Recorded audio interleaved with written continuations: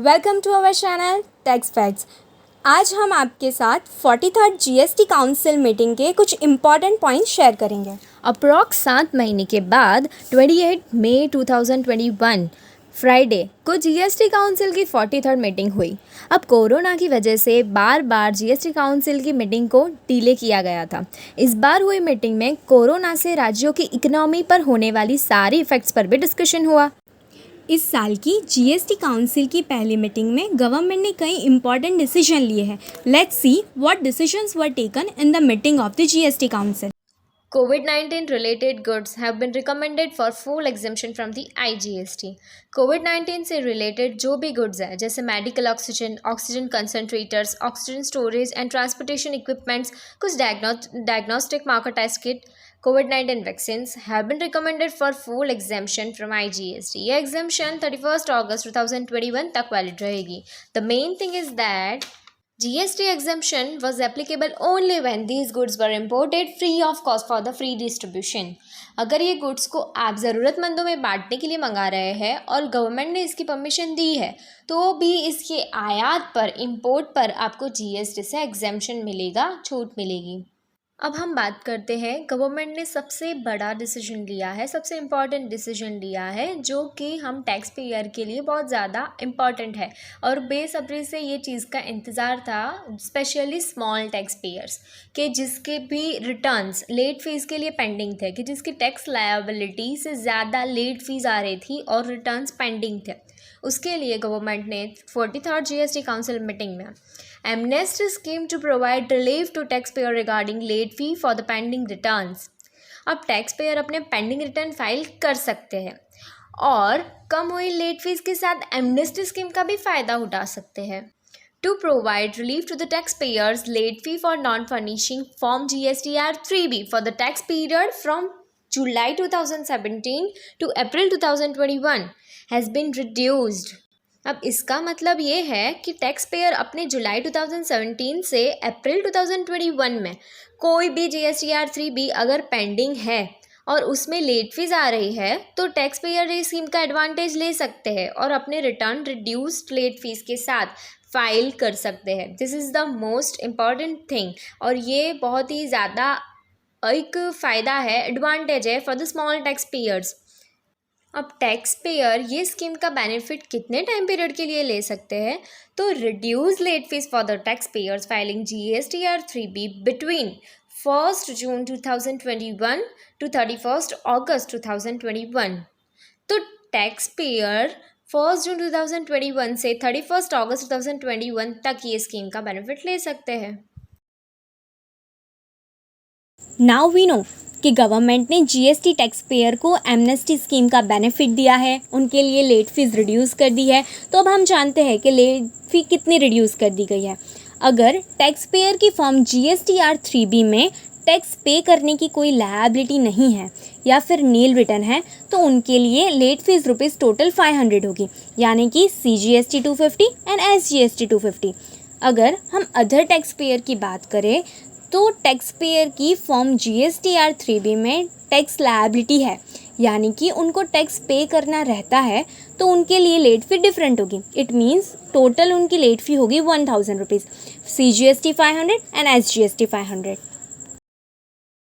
Personalization of late fees for prospective tax periods. Here you can see a table.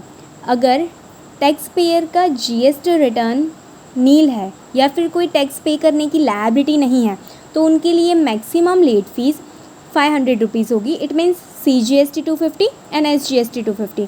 अगर tax payer का turnover preceding financial year में 1.5 करोड़ तक है तो उनके लिए लेट फी कुछ इस तरह होगी, CGST 1000 and SGST 1000। It means total 2000 rupees.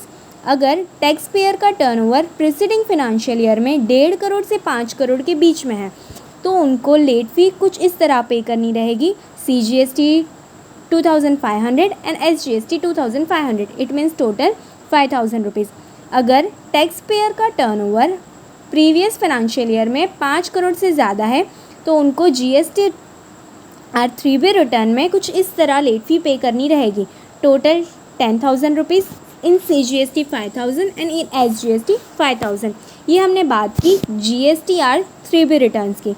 अब हम देखते हैं कंपोजिशन डीलर के लिए। अगर टैक्स पेयर कंपोजिशन डीलर है तो उनको GSTR4 नील लायबल है या फिर नील है तो उनको लेट फ़ी कुछ इस तरह पे करनी रहेगी, CGST 250, SGST 250।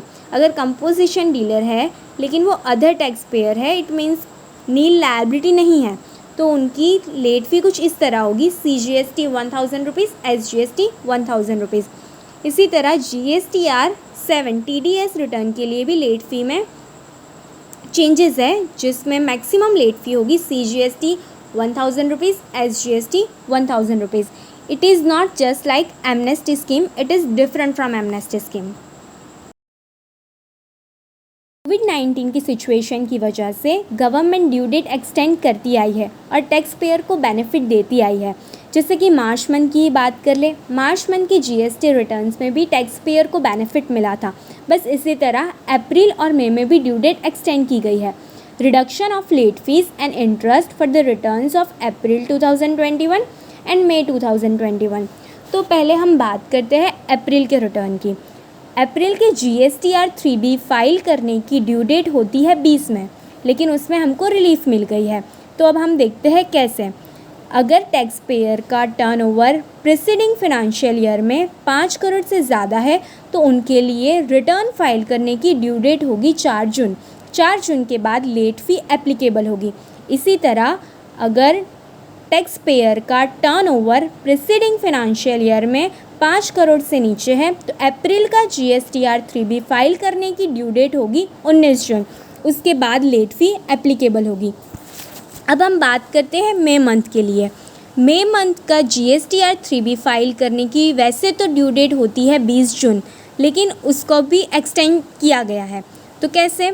अगर टैक्स पेयर का टर्नओवर प्रीसीडिंग फिनंशियल ईयर में 5 करोड़ से अप है तो उनके लिए ड्यू डेट होगी 5 जुलाई 2021, और अगर टैक्स पेयर का टर्नओवर प्रीसीडिंग फिनंशियल ईयर में 5 करोड़ से कम है तो उनके लिए GSTR3B फाइल करने की ड्यू डेट होगी 20 जुलाई 2021। ये तो हमने बात की waiver of late fee till the date और ड्यू डेट एक्सटेंशन। इसी तरह ड्यू डेट के साथ साथ गवर्नमेंट ने रेट ऑफ इंटरेस्ट को भी रिड्यूस किया है। अगर हम अप्रैल की बात करें तो अप्रैल में टैक्स पेयर का टर्नओवर प्रीसीडिंग फिनंशियल ईयर में 5 करोड़ से ज़्यादा है तो उनके लिए rate of interest for the month of April कुछ इस तरह होगा। For first 15 days from due date is 9%, then next 15 days it is 18%, and from 31st day onwards it is 18%. Now if the taxpayer is having turnover in the preceding financial year up to 5 crore, then the rate of interest is like for the first 15 days from the due date is nil, then next 15 days it is 9%, and from 31st day onwards it is 18%. Now for the May month, अगर tax payer का turnover preceding financial year में 5 करोड़ से ज़्यादा है तो उनका rate of interest for the first 15 days from due date it is 9%, then next 15 days it is 18%, and from the 31st day onwards it is 18%. अगर tax payer का turnover preceding financial year में 5 करोड़ से कम है तो उनके लिए rate of interest कुछ इस तरह होगा। For first 15 days from due date it is nil, then from next 15 days it is 9%, and from 31st day onwards it is 18%. अब हम बात करते हैं कंपोजिशन स्कीम में। तो अगर कोई टैक्स पेयर है जिनका return under the composition scheme जाता है तो उनके लिए लेट फ़ी तो कुछ नहीं होगी, लेकिन rate of interest the first 15 days from the due date is nil, then after next 15 days it is 9%, and from 31st day onwards it is 18%. GSTR3B के साथ साथ कुछ और रिटर्न्स में भी हमको रिलैक्सेशन मिला है। Relaxation to normal tax payer in filing of monthly return in form GSTR1। GSTR1 file करने की मई मंथ की ड्यू डेट होती है 11 जून 2021, लेकिन उसका भी एक्सटेंशन हमको मिला है और एक्सटेंडेड डेट हो गई है 26 जून 2021।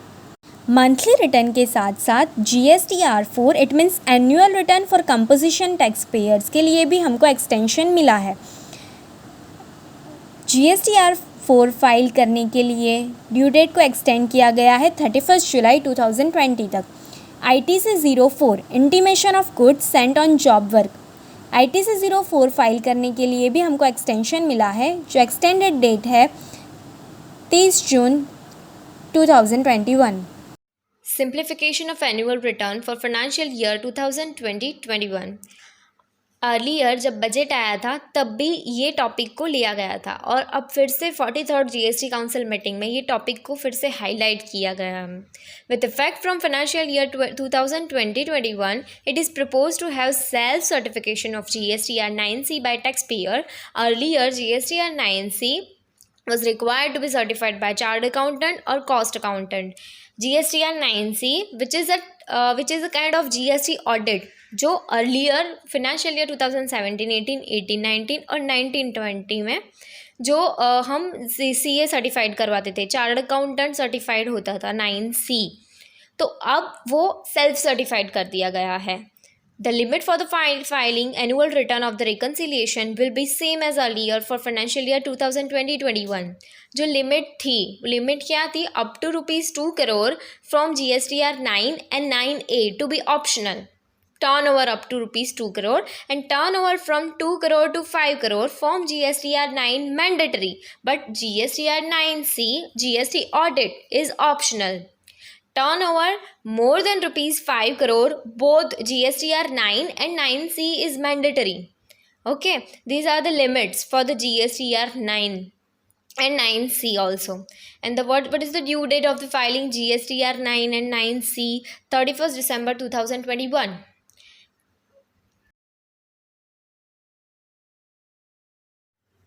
Facility to file return through EVC। Earlier pandemic के वजह से गवर्नमेंट ने एक रिलीफ दिया था कि जो भी कंपनीज़ है जिसके हम रिटर्न नॉर्मली DSC से फाइल होते हैं, डिजिटल सिग्नेचर सर्टिफिकेट से फाइल करते हैं, तो उसमें हमको सिंप्लीफिकेशन दिया था टैक्स पेयर्स को, कंपनीज़ को, कि आप EVC से भी वो रिटर्न फाइल कर सकते हैं। तो EVC से रिटर्न फाइल कर सकते हैं, उस चीज़ को गवर्नमेंट ने एक्सटेंड कर दिया है till August 2021। It has been decided to allowing filing of return by companies using EVC instead of DSC till 31st August 2021.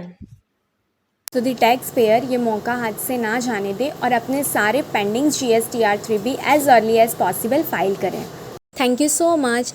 Stay safe, stay strong.